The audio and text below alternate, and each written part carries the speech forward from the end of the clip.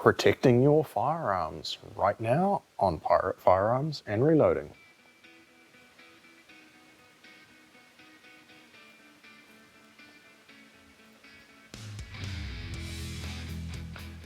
Hey everybody, welcome back to the channel. So today, not the most interesting video I guess, but also an important one nonetheless. We spend a lot of money on firearms as, firearms enthusiasts, competitive shooters, hunters, collectors, all of the above, right? We need to be able to protect our firearms and protect our investment at the end of the day.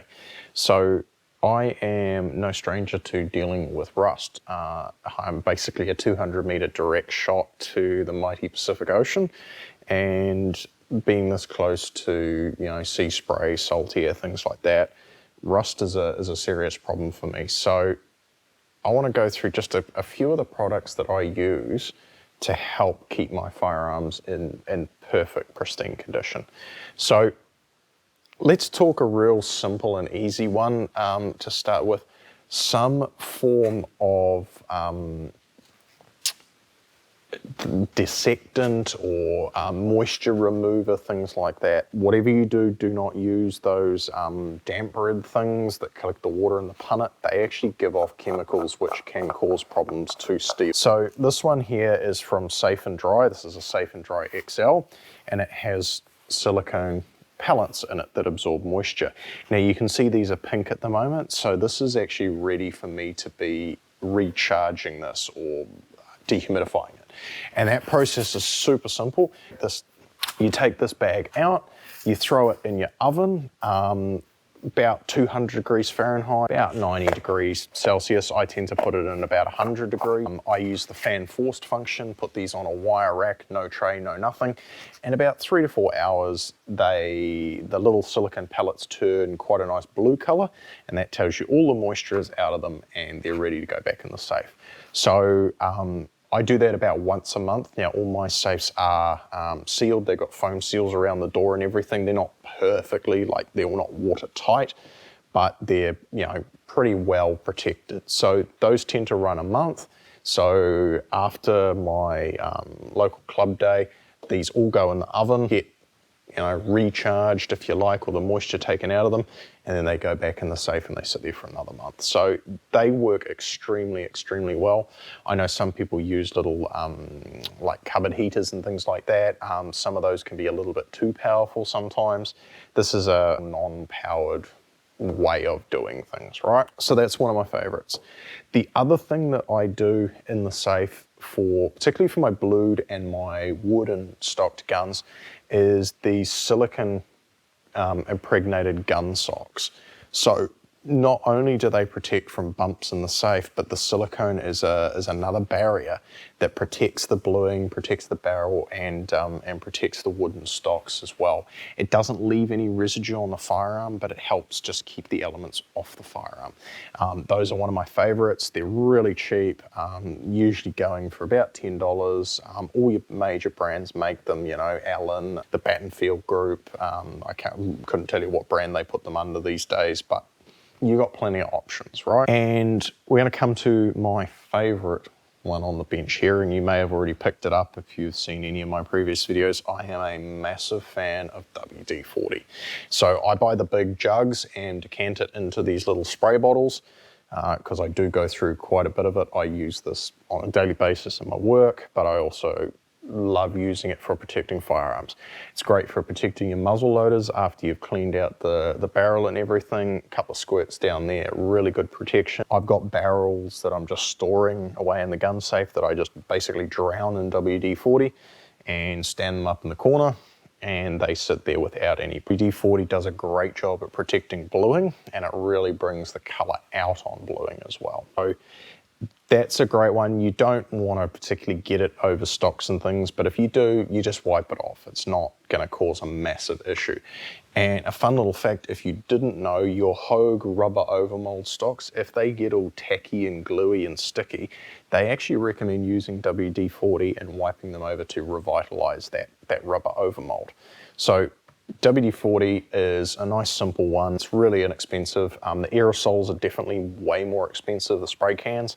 So decanting it like that is quite good. I love the smell of WD-40 too.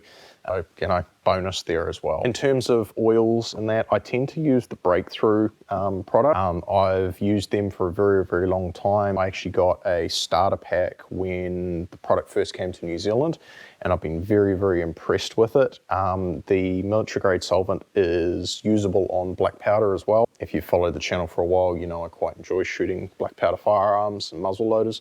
So that's a good one there. Other stuff like, you know, the bore tech and all that is good stuff as well. I found though that military grade solvent, even when you think a firearm is clean, you run a patch of that through it and you'd be surprised what you still get out. Does a really good job, and it doesn't have any of those nasty smells. Like if you're used to, and I'm just going to pick on the Hoppe's solvent just because I can, and it's the first one that pops into my mind. It's got that terrible nasty smell to it, whereas these guys don't. What I have noticed is the oil does actually go this kind of funky yellow color. The camera is pretty true to the real world color. And it seems to do that over time when it's exposed to UV light. It doesn't seem to break down or cause any problems though. And one thing that I didn't have on the bench to start with is they do a grease as well. So it's a PTFE fortified grease. This I mainly use like on bolts and locking lugs and things like that, rather than in the action of firearms, because it tends to trap too much dirt. But like on the cam surfaces, your bolt, the locking lugs, things like that, absolutely brilliant stuff. You can also get that in a little syringe. So I've got the syringe and I just refill it out of the tub when I need to. That stuff is awesome. It sticks really, really well to the internals of your firearm. And it, I mean, it does attract dirt, but it also has the ability to stick and stay stuck to the firearm regardless of heat. So that's a really cool option. Another cheap one that I truly love, these old general purpose brushes. You should know them by now if you've had anything to do with firearms. They usually come in a 3-pack. You get a steel, like a wire brush, you get a brass, bronze, copper one, and you get a nylon one. Personally, I don't use the wire, the steel ones. If you do get a set of 3 like this, of course, the steel one is actually really good for carding a file. So like a metal file, the teeth in the file will gunk up. These actually do really well for brushing out the teeth in a file. So that's another little side tip there. When it comes to what to use to clean the bore, a good cleaning rod is highly, highly important. I prefer like a carbon fiber one. I have a whole video on the Tipton Max Force cleaning rod, if I've got that right. I'll try and link it in the top or in the bottom. Really good cleaning rod help. One thing I've discovered too is these things called bore tips. It's kind of torn off here. They're called Swabbit. So they make like ear tip things on a stick for firearms cleaning as well. But what these guys are, if I pull this out of the packet, they're like a foam ear tip applicator, remover, cleaner, whatever you want to call them. So Swabbits.com, I believe a lot of your gun shops will have these too. Come relatively caliber specific. I mean, you can go up and down a little bit as well here. So these are 30 cal ones, work fine in like 311, like a 303 British or a 762 with 39, no problems. Really, really awesome little guys. Great for the application of either solvents or your final protecting lubricant. So like I've just cleaned my 3030 today, and I soaked one of these or just squirted a bit of WD-40 on it, ran it down the barrel, and I know that's put a nice even coating all over the barrel. So I do love those. I have a collection of those in various different calibers. So yeah, you can use them to apply a solvent, apply an oil, protect it. I mean, you can even scrub the bore with them if you really, really wanted to. They start to look a little manky after a while, but once the foam actually starts to like delaminate and like fall apart, that's when I throw them. Good news is these smaller calibers will come as a 6-pack. When you get up into 12 gauge and things like that, they come in sort of 3 and 4 packs. But they last a very, very long time. I try and keep some separate, so some for like a solvent, some for say WD-40, keep them all separate and then just reuse them every time without cross-contaminating different solvents, chemicals, etc. When it comes to patching out the bore, I absolutely love these Butcher's gun patches. So they're what they refer to as triple twill, and they're actually on the main cleaning surface, if the camera will focus, maybe not, that's a bummer. So as you can see here, they've got like diagonal lines in them, and this actually really helps trap all the fouling in that when you're cleaning it. So when you run your finger across them, there is a smooth side on the back, and then there's that sort of side with ridges on it, and I don't know if you can hear that in the microphone, but they're actually really good at grabbing the fouling and taking it out with the patch. So once again, come in all different sizes. These tend to be thicker than a lot of your patches as well, and sometimes I find when you've got a good quality jag, like the tipped in ones, which is the next thing I'm going to talk about, they are a little bit too tight in the bore. So I tend to go one jag size smaller unless I'm doing really, really aggressive cleaning, and it just eliminates the fact of you getting a stuck jag in the barrel. So jags and brushes, I think this is quite important and sometimes overlooked too. So I prefer the silver or the nickel coated jags. Same with the brushes. I prefer a nylon brush with like a steel or a nickel plated centerpiece or wire that holds it all together. The reason being is when you start getting into removing copper and things like that, if you have brass being, containing elements of copper in it, you get false readings, you're actually disintegrating your brushes a little bit too. And same with your jag heads. If you've got a copper solvent on a nice clean cotton patch and you run it through the bore, you may get a false reading off the jag rather than the bore. So they last longer, they're easier to wipe down and keep clean. The nylon brushes do less damage, but still do an aggressive enough clean for, well, as far as I'm concerned. If you had a really, really bad barrel, like hadn't been cleaned in a very long time, and that you may need to get more aggressive. And the final thing that comes down to is your day-to-day. I've been to the range. I am a proponent of not cleaning your barrel until it needs to be cleaned. And when I say needs to be cleaned, is the groups. Now, obviously there's exceptions to that rule. Muzzle loaders, things with black powder, you have to clean them. If you have an old surplus rifle or something like that, maybe the steel is not, the same as a modern steel, you won't get away with that. However, modern steel, modern barrel, like I shoot a lot of Tikkas, they don't tend to give you any problems with rusting and stuff like that. Let's take my 308 Tikka, for example. Probably about 300 rounds, the groups start to open up, maybe around about 350. So about 300 rounds I start to clean.